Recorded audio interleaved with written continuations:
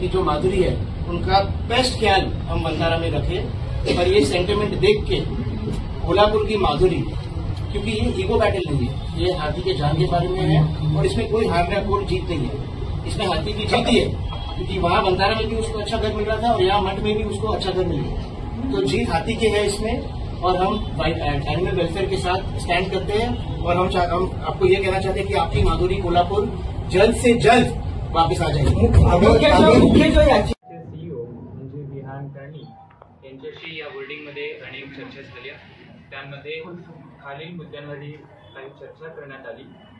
नांदणी मठ, महाराष्ट्र सरकार व बंतारा यांच्या संयुक्ताने सुप्रीम कोर्टामध्ये रिव्ह्यू पिटिशन याचिका दाखल करण्याबाबत निर्णय झाला आहे।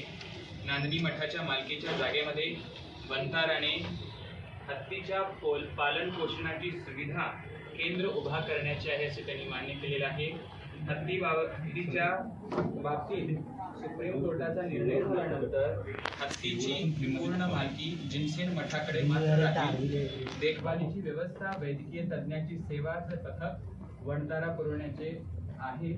त्याचबरोबर एकंदरीत समाधानकारक चर्चा झालेली आहे। त्याप्रमाणे हत्ती नांदणीपर्यंत येईपर्यंत बंताराने आपल्याला सहकार्य करत राहावं अशी मंगल भावना आहे।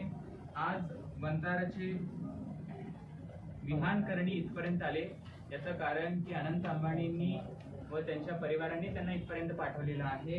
तर आमच्या या भूमिकेला अनंत अंबानींना आणि अनंत अंबानीच्या या भूमिकेंना आमचा पूर्ण आशीर्वाद आहे। ओम नमः।